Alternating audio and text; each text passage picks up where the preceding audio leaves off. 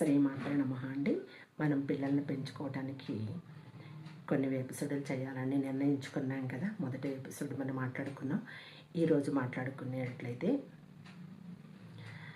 పిల్లలు ఎలా పెంచాలి, క్రమశిక్షణగా పెంచాలి అని మనం చెప్పుకుంటున్నాం కదా.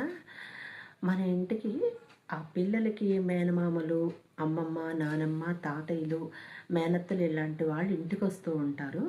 వచ్చినప్పుడు పిల్లలకి కొంతమంది ఏం చేస్తారంటే, ఇదిగో మామయ్య వచ్చాడు, అమ్మమ్మ వచ్చింది, డబ్బులు అడగమని చెప్తారు. అది చాలా తప్పండి. కొంతమంది అడగకుండానే వాళ్ళు వచ్చి ఇచ్చి వెళుతూ ఉంటారు. అలాంటప్పుడు కూడా పిల్లల్ని తీసుకోవద్దని, పిల్లలకి డబ్బులు ఇవ్వద్దని వాళ్ళకి చెప్పాలి. అట్లా కాకుండా బలవంతంగా ఒకవేళ ఇచ్చారనుకోండి, అప్పుడు ఏం చేస్తారంటే వాళ్ళ దగ్గర నుంచి వాళ్ళు వెళ్ళిపోయిన తర్వాత పిల్లల దగ్గర నుంచి వీళ్ళు డబ్బులు తీసేసుకోవాలి. వాళ్ళ దగ్గర ఉంచకూడదు. తీసుకొని నీ డబ్బులు నీకు దాచిపెడుతున్నాను లేదా కిట్టి బ్యాంకులో వేసి దాచుకోమని పిల్లలకు అలవాటు చేయకూడదు. డబ్బులు అనేది ప్రతి నిత్యము కూడా రూపాయి లేనిదే మనిషి మనుగడ జరగదు. ఎప్పుడైనా డబ్బులు దాచుకోవడం అలవాటు అవుతుంది. కానీ పిల్లల వయసులో మీరు డబ్బులు దాచుకోండి, మీకు మామ ఇచ్చాడు, అమ్మమ్మ ఇచ్చింది, ఇదిగో మీ కిట్టి బ్యాంకులో వేసుకోండి, ఇలా నేర్పించకూడదు. అలా నేర్పించినట్లయితే వాళ్ళకి డబ్బు మీద వ్యామోహం పుడుతుంది.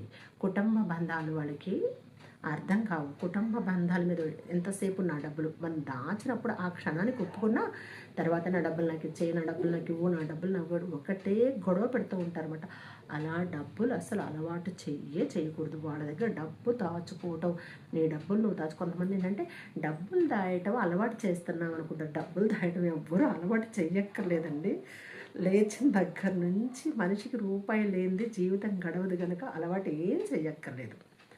వాళ్ళే తర్వాత వాళ్ళు సంపాదించుకోవడం మొదలుపెట్టిన తర్వాత డబ్బుని ఎలా దాచుకోవాలో వాళ్ళకి తెలుసు కనుక ఎప్పటి నుంచి దాయడం నేర్పిస్తున్నాం అనేటువంటి ఆలోచనలో పడి వాళ్ళకి మన బంధాలు పాడైపోయేలాగా చెయ్యొద్దనమాట.